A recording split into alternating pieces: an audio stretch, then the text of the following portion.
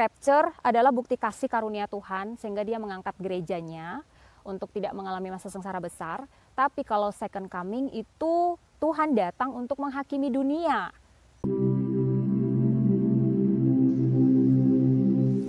Hai semuanya, selamat datang kembali di channel ini. Saya bersyukur kita ketemu lagi ya. Saya berdoa kabar kalian baik-baik aja sama seperti saya di sini. Karena dari pertanyaan kalian, jadi saya berusaha menjawab perbedaan rapture dengan second coming itu apa. Rapture itu teman-teman, kita terangkat sebelum masa kesusahan besar. Bukan karena kita orang yang mentalnya nggak sanggup untuk menderita, bukan. Tapi kalau Tuhan Yesus sudah turun ke dunia, dia mengatakan bahwa akulah jalan kebenaran dan hidup. Tidak ada seorang pun yang sampai kepada Bapa, artinya tidak ada seorang pun yang bisa masuk surga tanpa melalui percaya dulu kepada Yesus. Tapi ada orang yang berpikir, saya mau menyelamatkan diri saya, enak banget cuman percaya Yesus saja masuk surga. Saya bisa kok menunjukkan bahwa saya tuh sanggup menderita, saya bisa menyelamatkan diri saya dengan saya puasa, menanggalkan kedagingan, dengan saya menderita, pikul penderitaan mungkin gitu. Tapi itu bukan hal yang benar. Itu mungkin baik, tapi itu bukan hal yang benar gitu, tidak sesuai dengan firman Tuhan. Nah, itu juga ketika kita pelajari tentang rapture gitu ya.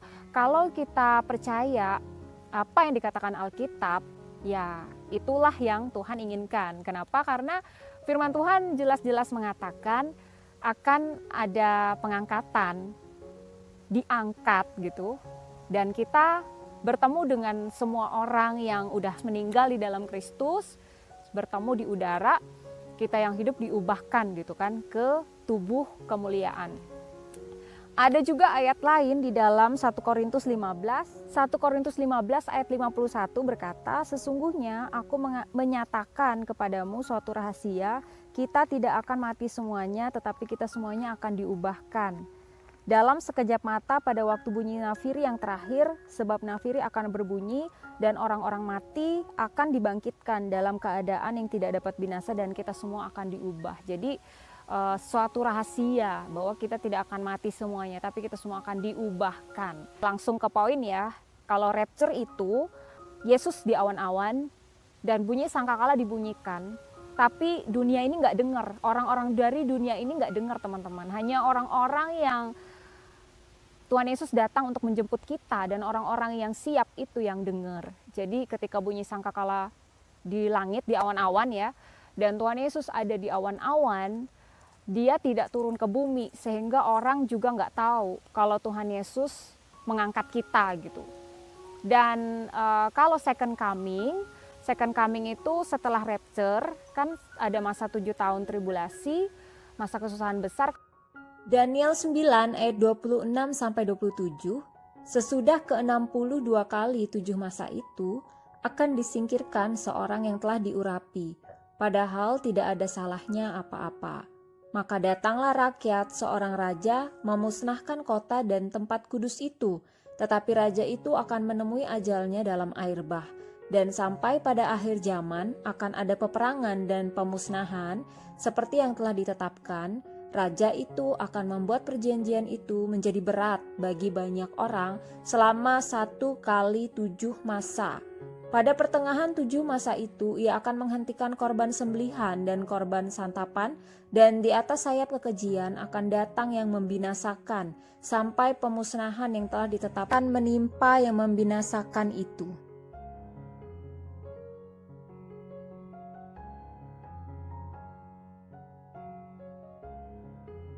Kemudian masuklah ke masa second coming, di mana Tuhan Yesus datang lagi ke dunia, tapi yang tadinya cuma di awan-awan, ini benar-benar seluruh dunia itu akan bertekuk lutut, akan sujud menyembah, karena Tuhan Yesus datang dengan kemuliaannya.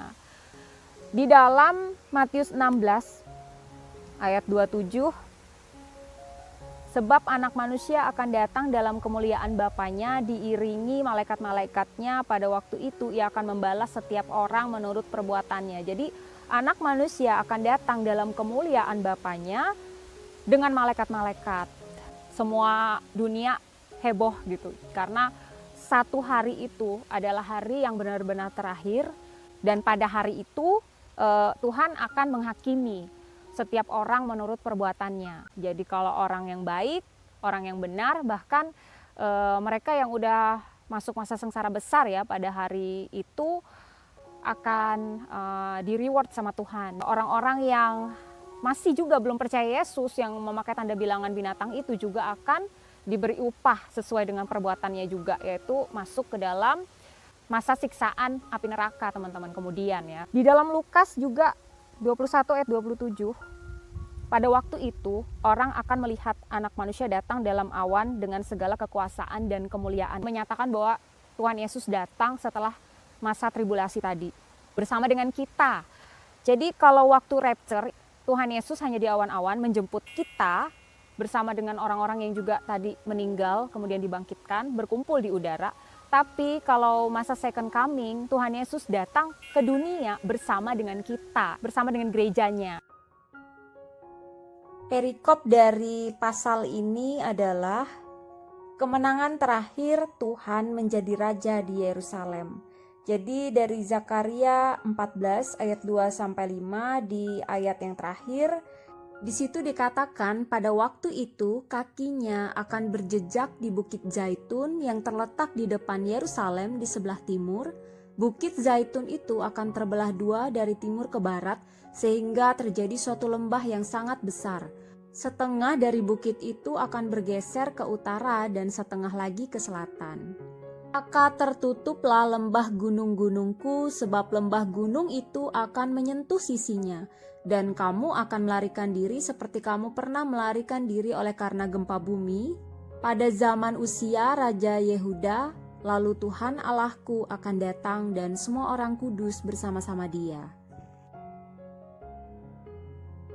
Dan ayat yang sama dengan ini di dalam Wahyu 19 ayat 11-14 juga menunjukkan tentang kedatangan Tuhan Yesus yang kedua kalinya atau second coming tadi.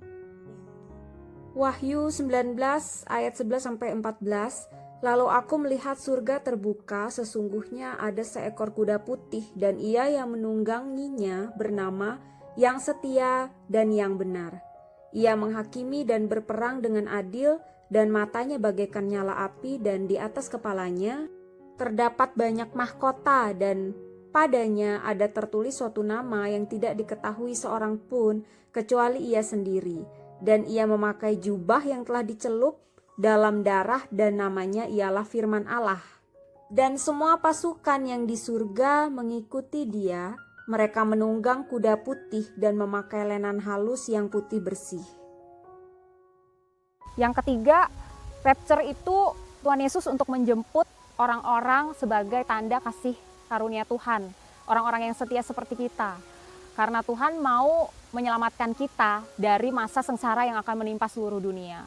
Sementara kalau second coming itu, Tuhan di akhir masa tribulasi datang ke dunia bersama dengan kita untuk kemudian melanjutkan masa 1000 tahun, kerajaan 1000 tahun teman-teman.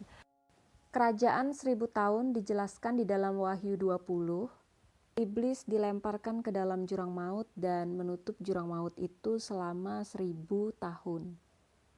Saya masuk ke ayat 4, lalu aku melihat tahta-tahta dan orang-orang yang duduk di atasnya, kepada mereka diserahkan kuasa untuk menghakimi. Aku juga melihat jiwa-jiwa mereka yang telah dipenggal kepalanya karena firman Allah, yang tidak menyembah binatang itu dan patungnya, dan yang tidak juga menerima tandanya pada dahi dan tangan mereka. Dan mereka hidup kembali memerintah sebagai raja bersama-sama dengan Kristus untuk masa 1000 tahun. Jadi ada dua golongan orang yang dilihat Yohanes pada saat ini. Yang pertama, Yohanes melihat orang-orang yang duduk di atas tahta dan mereka diberi kuasa untuk menghakimi. Dan yang kedua yang dilihat Yohanes juga adalah jiwa-jiwa mereka yang telah dipenggal kepalanya karena kesaksian Yesus dan yang tidak menyembah binatang dan patungnya.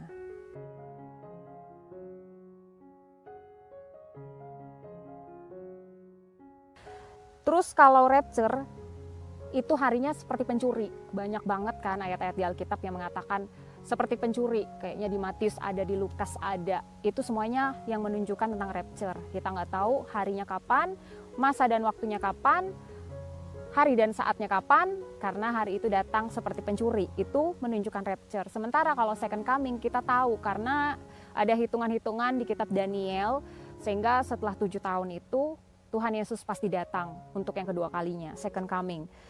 Dan semua orang tahu gitu, semua orang melihat secara fisik bahwa Tuhan Yesus ada gitu.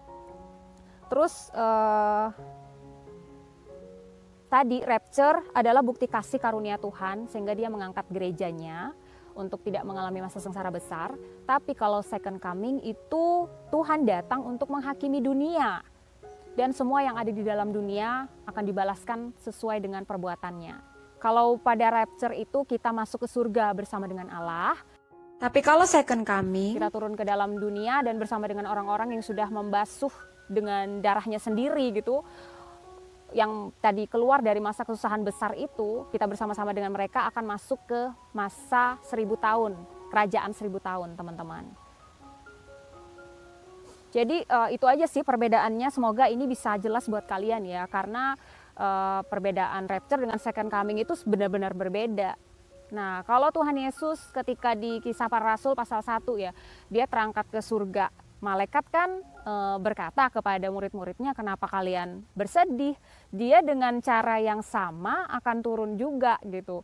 Nah, nanti Tuhan Yesus akan turun, itu waktu rapture. Karena Tuhan Yesus turun untuk menjemput kita aja. Tapi kalau yang pas second coming, itu benar-benar Tuhan Yesus datang ke dunia dan semua orang akan sujud menyembah dia. Karena kebesarannya dan kemuliaannya itu tidak tertandingi, tidak pernah ada. Dan semua orang tahu bahwa Yesuslah Tuhan kelak gitu. Nah, itu aja yang saya sharingkan. Terima kasih buat kalian semua. Sampai ketemu di video selanjutnya ya. Tuhan Yesus memberkati kalian semua.